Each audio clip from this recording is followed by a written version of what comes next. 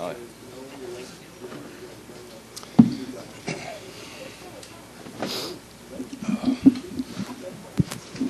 try to talk today. All right. Our next driver in here today is our most recent winner, Paul Menard. He drives the number 27 Certainteed Menard Chevrolet for Richard Childress Racing. He's 14th in points, but more importantly, he's got a win, okay? And he is a player now in the contention for the chase for the NASCAR Sprint Cup Series Championship. You ever been called that you're a player? That's the first time. All right, like you are a player. But Paul certainly thrilled us last week with a big victory at Indianapolis Motor Speedway. I know this week probably has been a little different than most weeks that you've had. Maybe talk a little bit about winning the Brickyard, some of the things that you did this week that were a little different.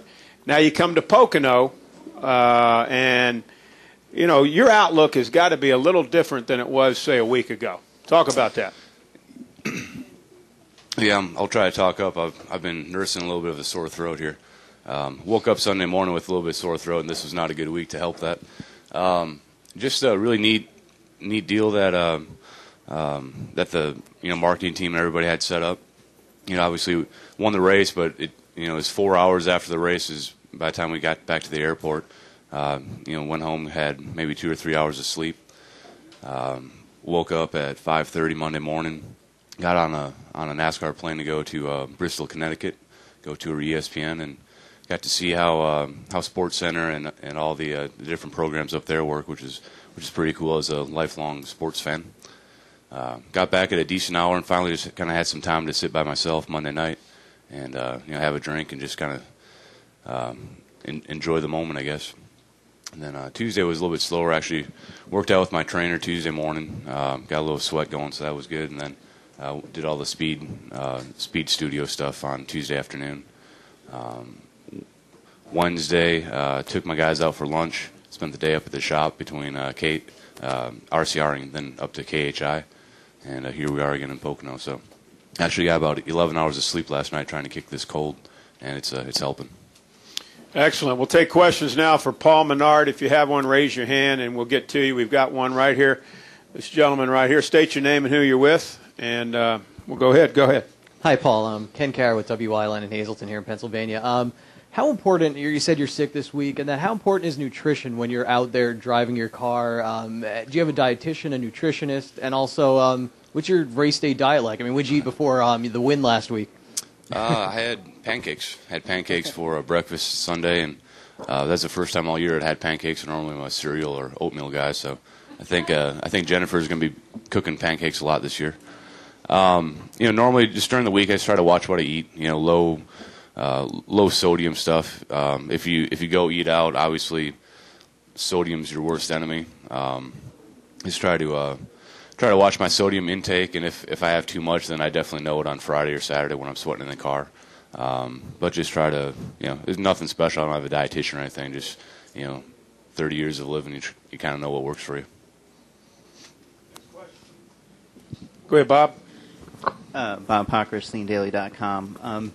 We've seen guys who get a win. Sometimes they rattle off 2 or 3 more, and sometimes they go years before they win again, if they win again. What do you think makes the difference between a guy who maybe wins 2 or 3 times versus his career before winning, and between that and winning like 6 to 12 races in their career? Yeah, I hear you. Well, I mean, I've got a really strong race team, and some guys. We won a fuel mileage race. I understand that, but we also had a really good car all day long, and we've had good runs this year. 3 or 4 top 5s, and if we just kept knocking on the door, I felt like we were going to get one. Things were just going to play our way, and we'd get a win. We've had fast cars. Some guys, maybe had a stretch of fuel mileage a little bit differently, or just kind of lucked into one. I don't feel like we lucked into one, and I feel like we can get a few more. Marty? Paul, again, congratulations. Thank you. I think I got a froggy throat, too. I know you've had you talked about this a lot last Sunday evening, but having had a week now to take it all in, what sense of validation is that day for you? It's you know, it's hard to say, but on my cell phone, and this is probably the coolest part, my cell phone, I just have a picture of us in victory lane, and that's something that I'll probably have on my cell phone for the rest of my life. You know what I mean? It's just something that I'll always have with me. I've spoken to that before. There'll still be detractors or whatever, and I don't really care about that. But we won the Brickyard 400 with Slugger Lappy and Richard Childress and all the guys just putting so much work into that car as a brand new race car, and held off Jeff Gordon to do it and give my dad his first win. That's validation enough for me. Go ahead, sir. John Bryant from the Focus, Northeastern Pennsylvania. I knew your dad from the old when he ran the IRL. What was the first thing he said to you when he got to you at the Speedway? He said, "I'm proud of you, son." And I just got out of the car and getting sprayed with water and beer and all that. And he said, "I'm proud of you, son." We gave a big hug to each other. Go ahead, Woody. Right here. Woody came with MRN. Paul, you're in a good spot now chase-wise, but obviously things can change. Of these next few races before we set the field for the chase, which ones do you feel like give you the best chance to maybe get that second win and lock yourself in, so to speak? Well, intermediate tracks have been our strength. Pocono this week, we actually ran fairly good here in June, qualified, I think, second. Got a speeding penalty and had to fight our way back. But Indy and Pocono are actually fairly similar in how you set up your cars.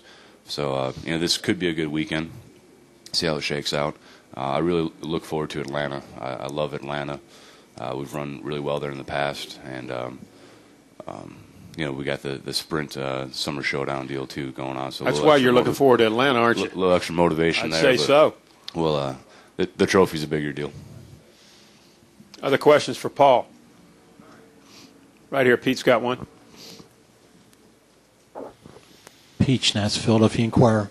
Paul, I wanted to ask you, a lot of the comments from your peers in the garage said they weren't surprised that you won, and you're talking about validation for your career and everything else. How does that make you feel knowing that you have that respect from these other guys? Well, I mean, I've been around the sport for long enough to get to know everybody, all the fellow drivers on a personal level. And, from what I could tell, nobody had an outward problem with me. You know what I mean? At least if they did, they weren't showing it to my face. So, but you never know how the comments are and stuff until something like this happens where you win and they go around asking what people's feelings are on it. And, it was really cool to hear how Dale Jr., Tony Stewart, the sheer amount of text messages I got from various drivers too, and Jeff Gordon and Victor Lane, Regan Smith, my good buddy, he had some nice words, but just you don't know how you're perceived until something like that does happen, and it felt good to know that they thought pretty highly of it. Who else has a question for Paul? Claire, right here. Claire Lang, Sirius XM NASCAR Radio. There's always been so much made of Dale Earnhardt Jr. winning with his dad there and having to prove himself to his dad and looking up to his dad. And I'm wondering if you felt, with your dad having such a big name and having been involved for a while, that you felt you had to do that and that was as big of a kind of moment for you guys? Well, Dale Jr. is in a much tougher position than I am, just from the standpoint that his dad drove too, so it's more of a head-to-head comparison. Or for myself, my dad's been around racing a long time. He's driven some things, but not, nothing professionally or nothing. He run a handful of races a year, just to enjoy it. But it's comparing apples to oranges, I think, as far as that goes. But my dad's a successful man. He started from scratch, built up a great business and several great businesses in different aspects, and he's busted his tail. So that's what I try to live up to, is just his work ethic and trying to create something. Other questions for Paul? Paul, let me just ask you one thing I'm going to talk to you about, because I've been up to ESPN, and it's mind-boggling when you go up there. What was one of the things that stands out in your mind about going up there to ESPN and being around all that? Because it is kind of unique. It felt like like being back in college. I mean, it definitely had a college atmosphere to it. You walk into the place and they have like a 50-yard football field, like a full-blown football field, just as like a centerpiece of their campus. You go through all the buildings, the cafeteria where you see all these ESPN commercials and stuff, and I mean that's the real deal there. Then you go out back and there's a basketball court, and on our way to Sports Center, like 9:30 in the morning, the basketball court was empty. Go do Sports Center, Mike and Mike, I think maybe one or two other shows, and we came back. It was around lunchtime, and they had a full-blown basketball game going 5-on-5, referee, probably 50 people in the grandstands, a full scoreboard, running clock, and it's just they had like a club deal that they do, a club tournament. But it seemed like a cool place to work for sure. Absolutely, and we have another question. Lee Spencer, Fox Sports. Of all the people who reached out to you, other than your dad, Regan, people that are close, who really surprised you the most that just, said, wow, what a great accomplishment? Well, there's probably, a lot of fellow drivers have, I got text messages from Kenseth, he's actually upset with me at the race, but we had a good long talk, and we're all good. And Tony Stewart, Travis Quapple, David Gilliland, Bobby Labonte, a lot of drivers, 10 or 15 of them.